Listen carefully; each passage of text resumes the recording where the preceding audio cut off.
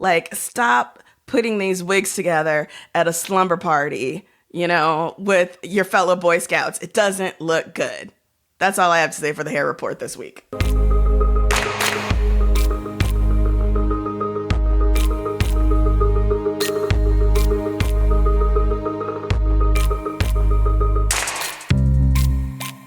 Hello, and welcome to the latest episode of the Star Trek Discovery Recap Freakcast. I'm your captain, Anita Sarkeesian, and joining me on Boreth is my dear, sweet, angelic co-host, Ebony Adams. What's up? Plus, back in the special guest seat is Steve Shives, who I can't believe I let back on after he blasphemed his bullshit about liking Enterprise better than Voyager, and this was not my fault. Ebony wrangled me into this. So you can thank Ebony for having you back on. The people demanded it, and by the people, we mean Ebony. Thanks, Ebony. Ebony's my friend. Yep. Yeah. Oh, we're fully divorced. Didn't you hear? Yeah. Well, I mean, now that you and Pike are super lovebirds sitting in a tree. I don't know, man. We got some issues in our relationship right now. Okay. But before we get into all of my Star Trek relationship drama, we would be remiss if we didn't bore you with a plug for our very exciting Patreon. That's right. Come hang out with us on Patreon. You give us a few bucks, we give you some fun perks. And what is more exciting than that? Patreon.com/FemFreak. That's Patreon.com/FemFreak. All right. On this week's show, we're going to be talking about episode 12 of season 2, In the Valley of Shadows. Ebony, you want to tell us a little recap about what happened? Yes, this is a log from my Warrior Monk logbook. Yeah, what voice are you doing this week? I'm doing my Warrior Monk voice. Oh. Take it seriously, Fine. Anita. This is serious business, okay? Get initiated into the program. Hello. All right. A fourth signal leads the USS Discovery to an insular world where Pike is forced to make a life-changing choice. Burnham and Spock investigate a Section 31 ship gone rogue, leading to a discovery with catastrophic consequences. Steve, can I ask you a quick question? Yeah, sure. How happy were you to see them put Spike in that easy bake oven? Sorry. Spike. You didn't even watch Buffy. You're not allowed to make that mistake. Pike in that easy bake oven chair. I was really excited by how the throwback to like the Pike from TOS, right? Like they did a good job, I think. So, okay, that whole scene just destroyed me. Mm-hmm.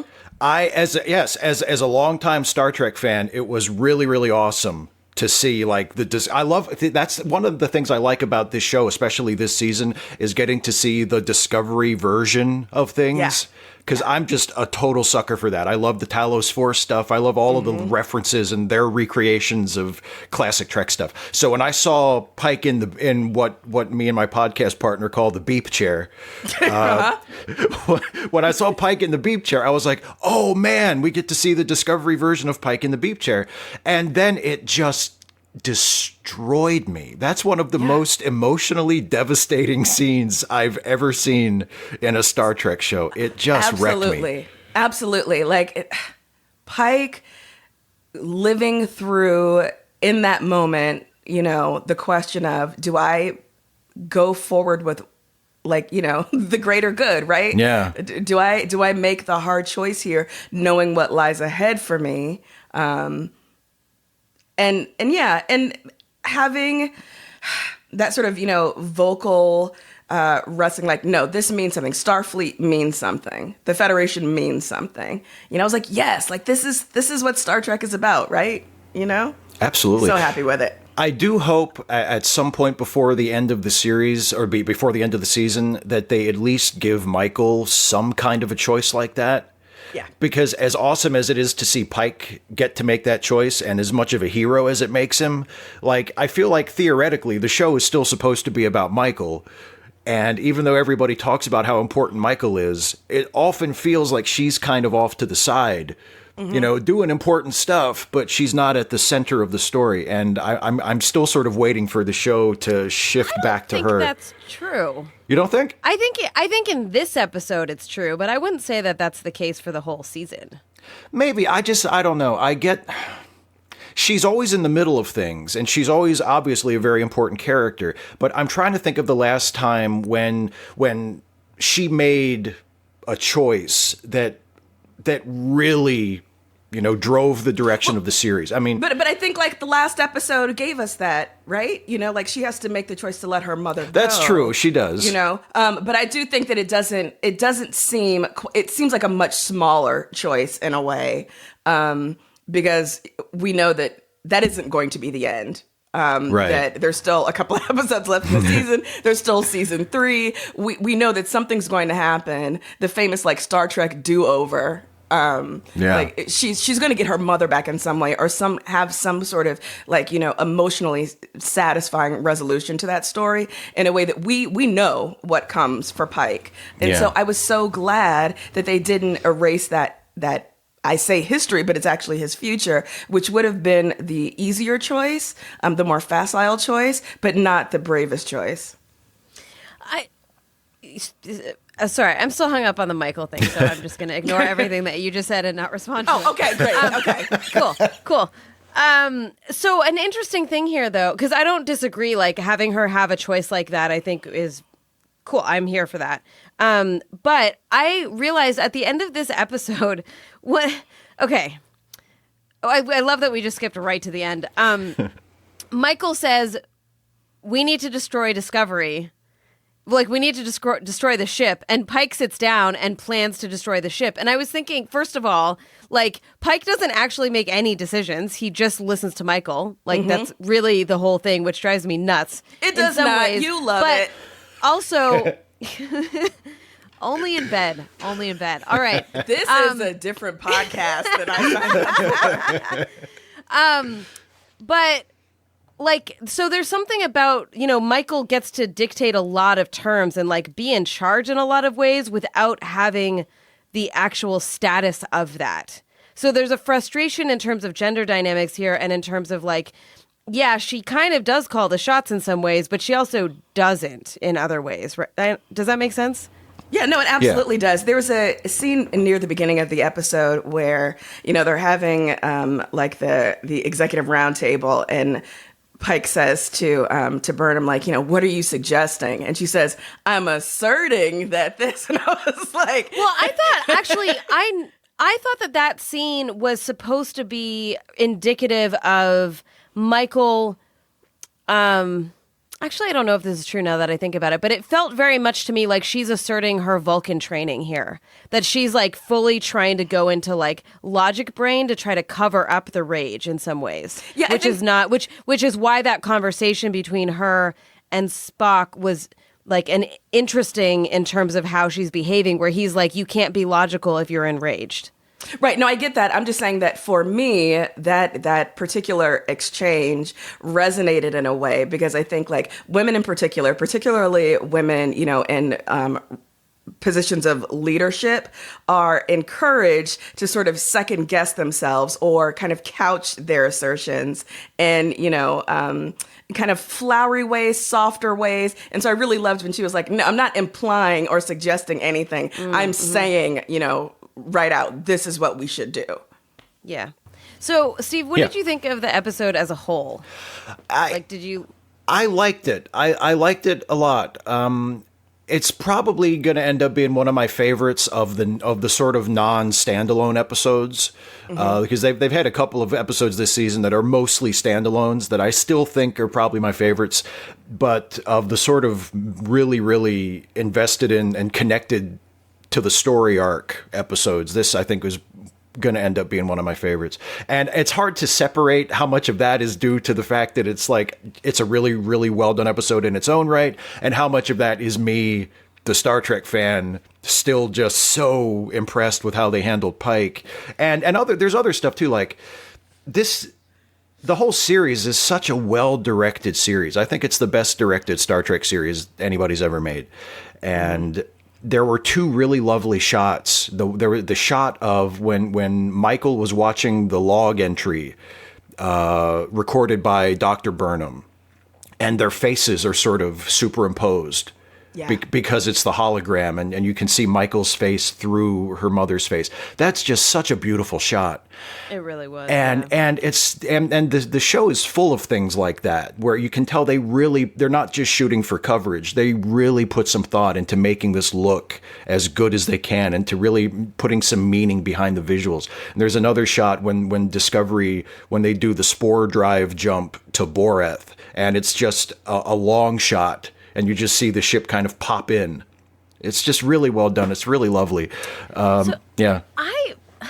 I ended this episode and was really frustrated because I did not feel that way at all. I mean, and like your default emotional state it's not, is frustration. Here's the thing: is actually, and I was like,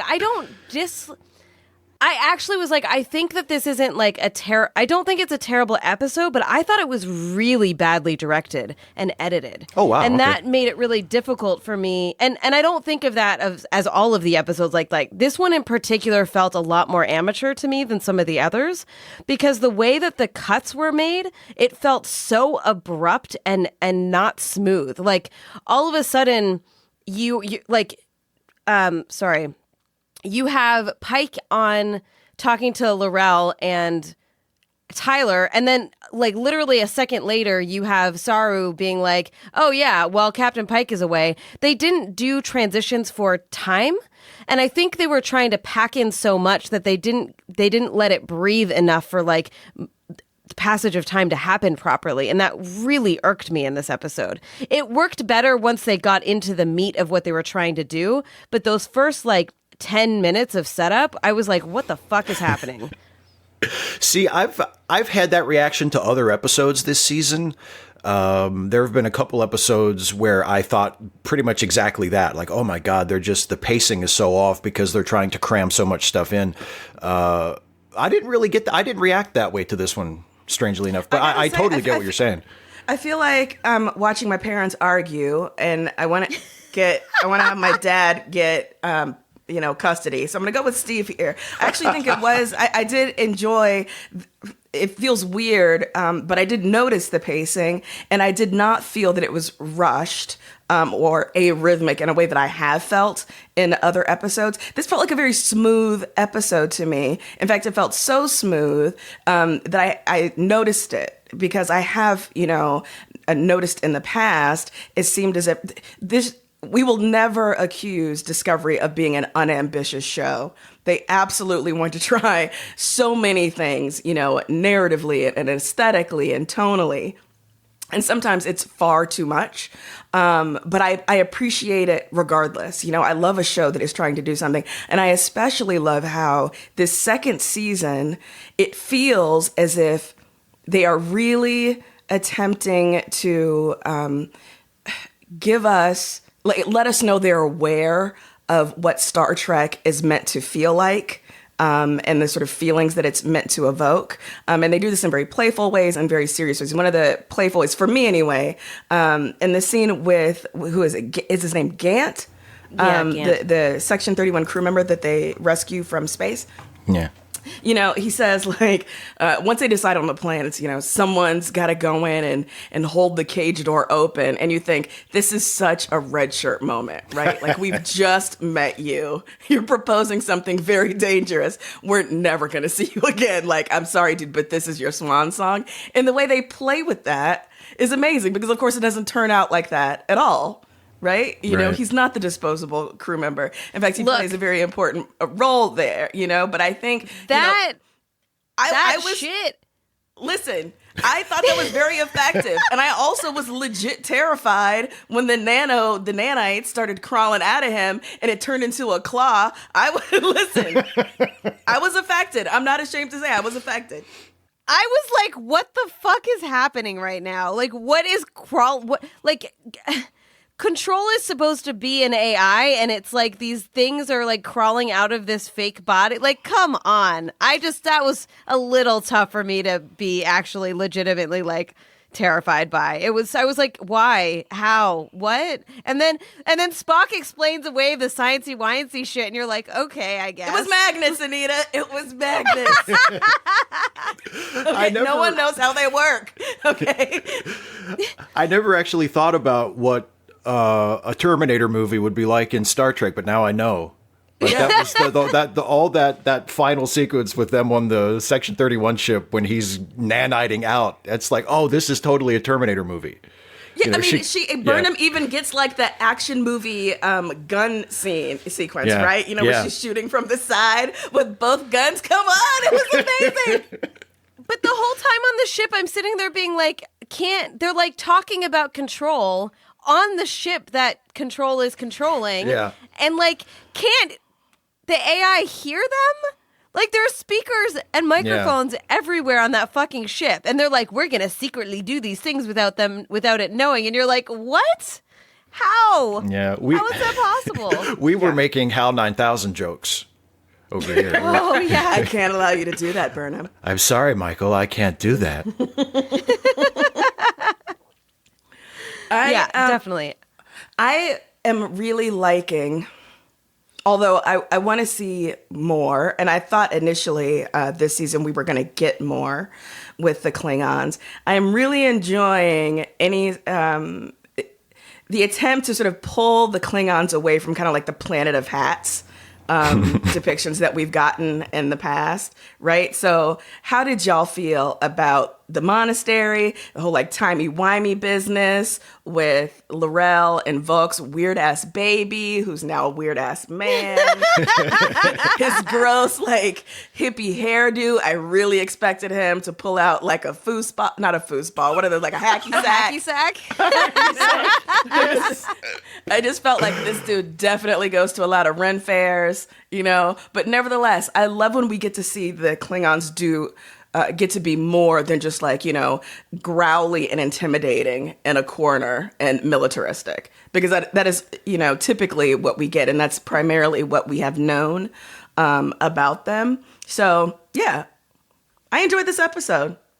Okay, look, I will fully suspended my disbelief to I don't think you did. Just from your tone, it doesn't sound like you did. I did. Okay, look, I'm saying while I watched it, like, I am accepting that this Time Crystal Monastery Palace exists and that these people are in there. But, like, if we're having a podcast about the show, I kind of have some questions. Look, okay. So I would like to clarify that I'm okay with everything that happened.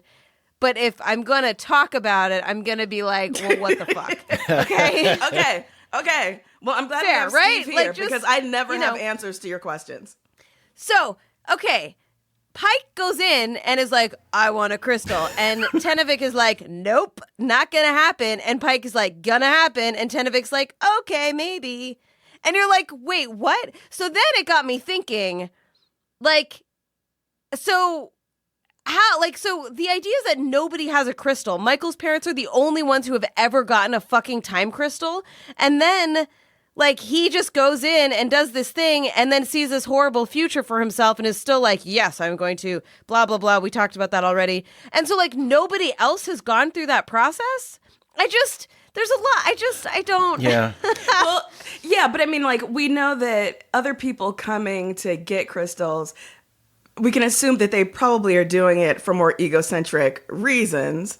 Or reasons that aren't. Yeah, but they would lie. How would they know? It's not like the Klingons can see into your fucking soul. Well, I'm sure that you got to fill out an application and tell them why you want a time crystal. Cool. You don't just get to go and get like a handful of Klingon kryptonite, and they're like, yeah, anyone who can pass the test can go. I'm sure you got to, like, you know, convince them to let you take the trial. It's not open to everybody. Okay, this question. is purely an internal thing. If both of you saw that your future was having your fucking face melt, would you still take the crystal? Like, for any old reason, or to save sapient life in the universe? To save sapient life in the universe. Of course I'm going to do it. And listen, this is another reason why I really loved how they handled this. Because one of the things that has always not really sat right with me about the story, like the history of Pike that we got,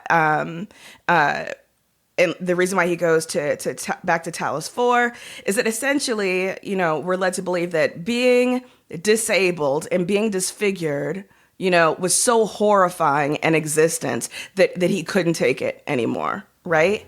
And so that's kind of a fucked up message to send. You know, like if you're no longer able-bodied, what's the point of living?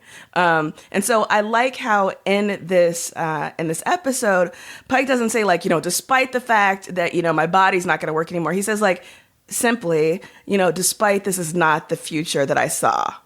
You know, this is something new. This is something I'm going to have to deal with. I really liked the way that they treated that. Yeah, and I did like that I did like that it wasn't this. I mean, it is a sort of noble sacrifice kind of idea, but I did like that he had to run through the reasons why he was willing to do it, right? Like he was kind of like, I don't know if I'm okay with this. Yeah, like he had to talk himself into it. He didn't just like go like, yeah, whatever. You know, like I'm absolutely down for this. You know, he had to psych himself up, which I respect. It would have taken me a lot longer. Yeah. So I don't understand why Laurel trusted Pike like in 2 seconds. That was also another example of pacing where you're like, okay, we just need to get Pike over there. But like Laurel's like, cool, I'll give him a call. No problem, human. Yeah. I feel like because the show, especially this season, tends to really invest in those big, heavy emotional moments, which I like. Like, it feels like the first season, they sort of plotted from plot twist to plot twist. And this season, they're plotting from, like, big, amazing, emotional moment from one to the next. And I kind of prefer that. I like the way it sort of emotionally swings for the fences. But I think maybe in order to get there, they're sort of fudging some of the plot stuff, because you're right. It does feel like, you know, they arrive at Boreth and Laurel is like, no one ever comes here. Even I don't get to tell them what to do. Oh, sure. I'll just make a phone call. They'll let you in. You know? Because they need to get to that moment, that big moment with Pike. Yeah. And it's like, okay, maybe they just couldn't think of, you know, they didn't want to have to say, okay, look, we're going to have to do a whole episode about how they get in here in the first place. Let's just skip it, because the point is Pike getting his hand on that crystal and what he sees, you know? Yeah. Well, this is the place, like those kind of gaps can be filled in by the novelizations that we know are coming. Like, you know, any new Star Trek novels that come. It's like with the Star Wars, you know, expanded universe, right? Like when you have these questions, just know that there's going to be a book written set in that million, in that moment. We'll give you all you want. No, thank you. Anita, I haven't even watched the shorts yet. Listen, you know it's never going to happen. You haven't watched the Menagerie. Like, despite me telling you, wow, it would be really great if you went back and just watched a couple of key episodes from the original series. You still haven't done that either. You're not doing your Star Trek homework. You are full of shit, Ebony. You have not told me specific episodes to watch. You are full of shit. Steve, I don't want you to see us fight. You are full of shit. I definitely will take my earbuds out. What else was there? I hate Tyler and Michael, still hate them together. I hated the shit with Laurel being like, you're in love with Michael. And I'm like, no! This is my own personal, highly illogical. I do not want Tyler and Michael to end up together. I hate it. I hate them together. It feels I'm just weird bored by it at this point, yeah.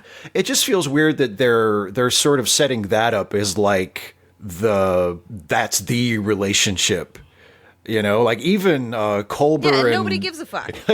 Even Colbert and Stamets broke up. I mean, it's like, but for somehow, like, you know, Michael and Ash are just meant to be together. It's like, I don't get that. I don't see why it has to be that way. Yeah. Apparently, you can get a relationship back together if Tig Notaro comes in and tells you about it. Tig Notaro comes in. She's a little bit of a smartass. She imparts some wisdom. She's like the Guinan. Yes. Really. Yes. It felt very much like that, which I'm okay with. I'm okay with that. Yeah. I am too. You know, just because we got another queer marriage mentioned, like queerness is woven all through this show unapologetically, cool. And that's amazing. I was thinking that if there was a Bechdel test for queer representations, it was like, I was like these two like queer people talking to each other about other queer people, and I was like, oh damn, that's cool. And just I thought that was actually as much as I'm like rolling my eyes at a bunch of stuff, I thought that was a really sweet moment where she was kind of tricking him but also kind of like trying to connect, even though she's not the type of person that wants to connect with other people. And it was like, selfish because she was like, your name rhymes with poo and, and, get your ex back into like work mode. But this sort of reminder of like her memories of her partner, I thought it was just really sweet in a lot of ways. It was, but it was also wildly inappropriate. And I wanted Stamets to be like, what the fuck are you talking about? It's been a couple of weeks. I was married to this man. I know. He died. No, He I'm came not back talking and about we that broke up. conversation. Like, but I'm saying, but then leading that up to that it, whole the fact scene, that he should have shut that shit down and been like, this is, when he said mind your business and eat your food, I was like, yeah, eat your food, Jet Reno. She should never have come. You're not even to from that here. whole scene. And been like, here's something that I have no business talking to you about. Let me, get all up in this. Yeah. But that was a whole nother scene that I was like, this isn't really working for me, where you have like Owosakun and what's her name? Detmer? Detmer. Yeah, like, like laughing and having fun and all of this shit. And then it's like Stamets is miserable. And obviously I understand what they were trying to do, but it felt so awkward and abrupt and like not smooth at all. Like that's another example in this episode that I was like, this is a little rough for me. And you're right. Like she was like, "Oh, it's been a couple of weeks. Get over it." And you're like, "Is that a joke?"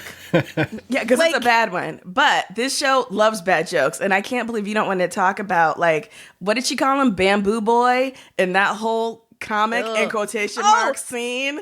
Oh God! Yes, the joke, the auto antonym game. Yeah. I was like, "Oh, they're trying to be like personable or something."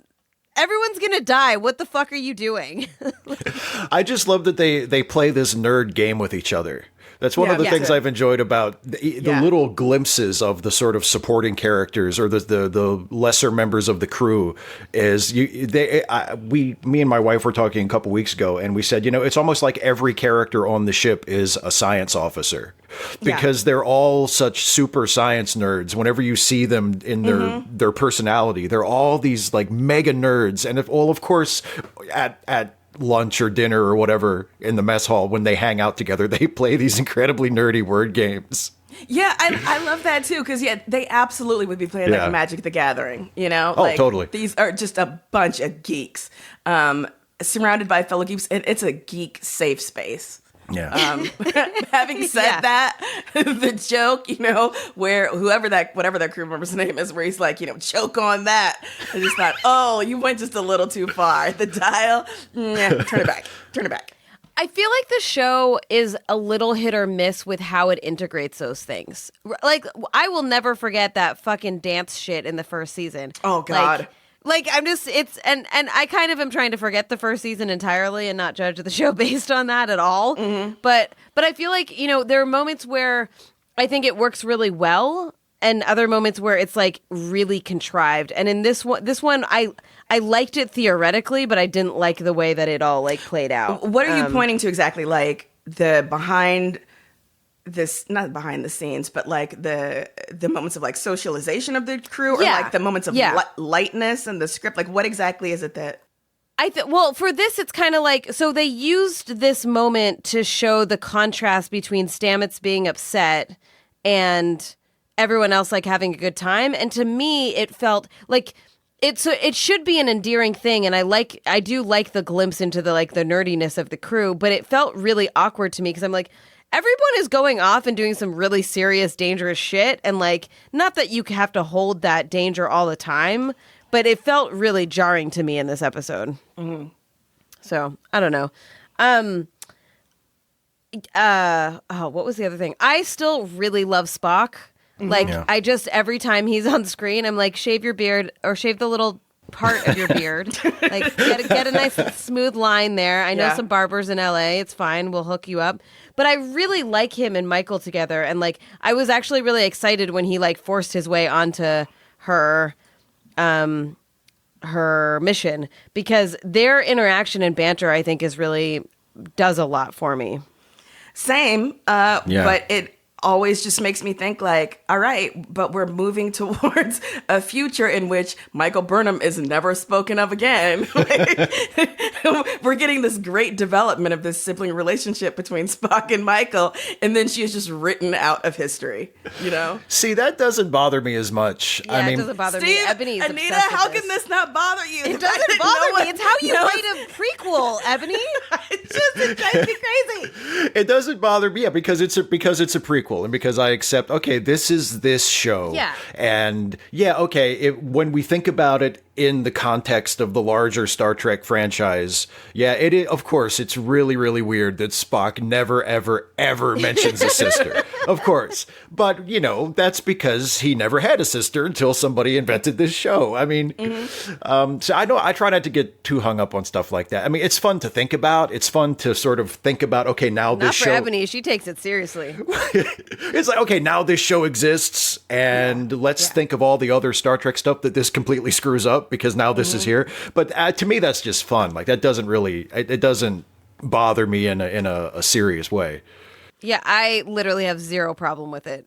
It's totally fine with me. Anita, of course you're fine with it. You never watched the original I know. series. There's It's so much, great. like, you know, canonical Star Trek stuff that you've never seen, so of course it wouldn't bother you. But listen...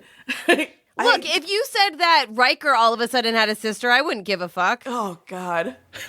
I mean, I don't want more about him in the world, but still. I'm never going to get over this. I know that there's going to be some hand-wavy stuff when this show finally ends that will explain it, because I feel like it's a thing that I'm not the only person who's pointed this out, okay? Like, other people have talked about this. Exactly. Yeah. So they're going to have to address it, right? And I know that I'll be fine with it when that moment comes. But until then, as I grow to love Spock and Burnham as, you know, big sister, little brother, and their snarkiness, the more I love it, the more I think, oh man, what's gonna happen? Maybe it's just because I'm like, something's gonna happen. Something has to happen. You're going to get a whole nother season of Michael, Ebony. I promise you. I know. Here's a question. So the episode ends with like, we need to prepare to destroy Discovery, and then in the coming episode preview, which someone wrote in and told us that the folks watching on Netflix, which is outside of the US, they don't get those. So sorry. Oh.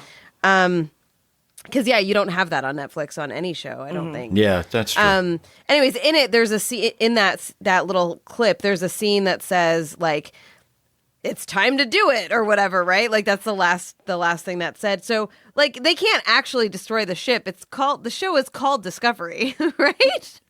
I think you're correct, Anita. They will not be destroying the ship. Yeah, I don't think they'll destroy the ship. But then again, I mean, there is precedent in Star Trek. I mean, they blew up the Enterprise. True. They blew up the Enterprise. Yeah. So I don't think anything is So is sacred it just after going to that. be Discovery 2? Yeah, It could be. the Discovery I'm A. okay with that. I Yeah. kind of got excited that they were going to blow up the ship, to be honest. Oh, I love it. A good self-destruct sequence is my jam. Yeah. Like, I love when the captain has to give his code and then the first officer has Yes. to give her code. Like, I love that shit. The tension, I can't believe it. You know, how So effectively good. it works for me. I hope we get that. Yeah. I do too. All right, so let's move on to highly illogical, if anyone has anything. I propose a question, if I may. Okay. How do you feel about the name Control?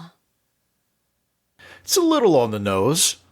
You think? Maybe. Just a little. You know, it's funny. Like, every time Control is mentioned for the first time in an episode, I have that moment of, oh yeah, like I have to make an adjustment, because I don't know, speaking of like the pacing of the show, this wasn't mentioned at all in the first half of the season.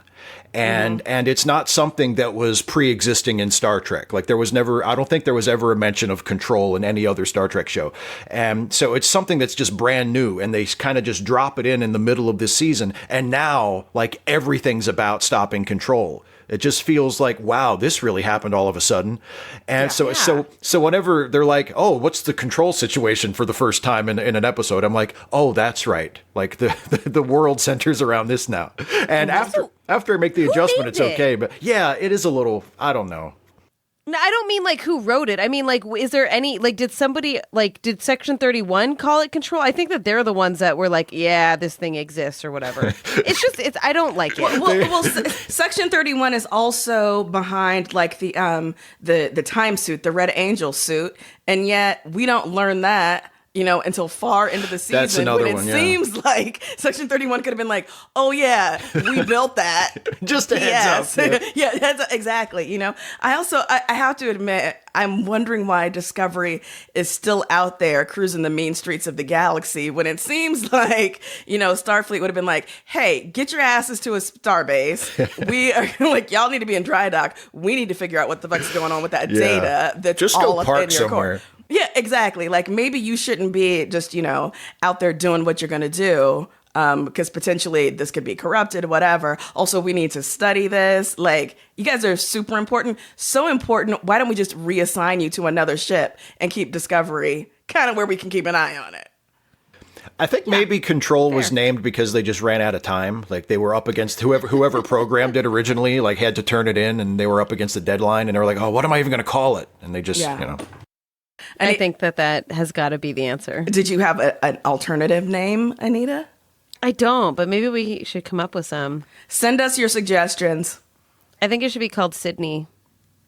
What? No, I don't. That's the first thing that came to mind. Yeah, take that back. I take it back. All right.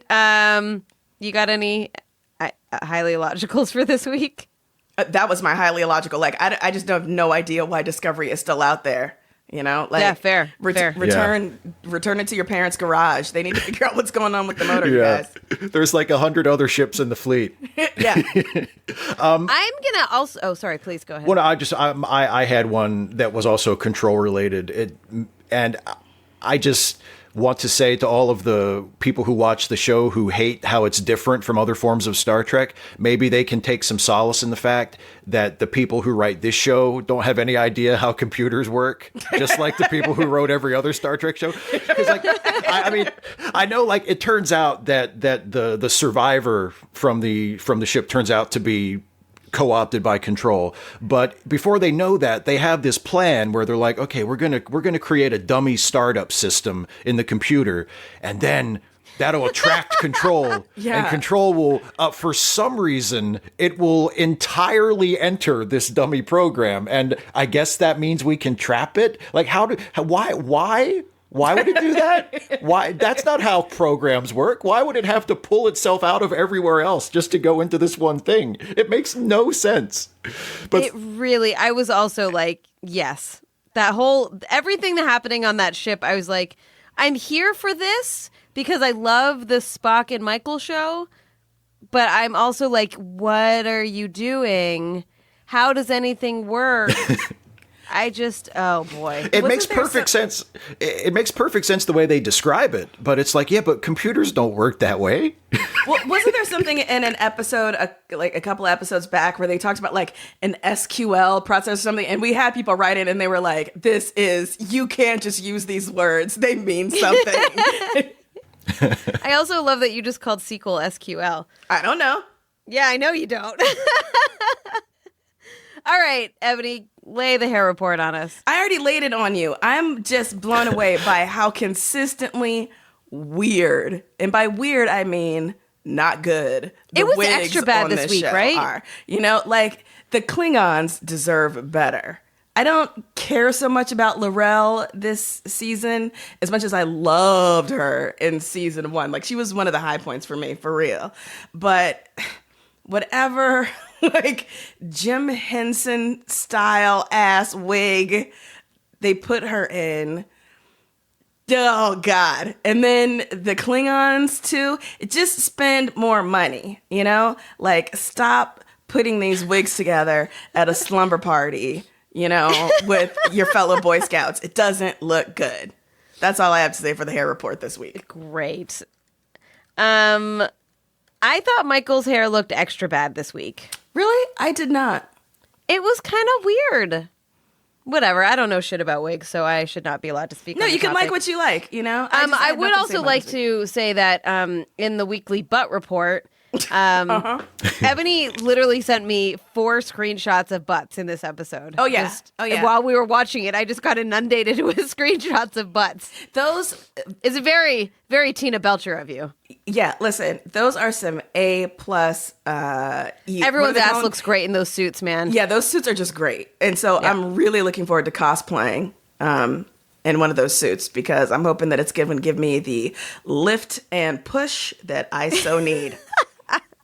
Without working out or doing anything for it. I'm not willing to listen. You're asking a lot of me on this show, Anita. It's true. All right. Let's give some ratings. Ebony, how do you rate this episode? I'm giving this episode an 89. I quite enjoyed it. 89 out of 89,000? No, 89. Listen, I'm giving it 89 SQLs out of sequels.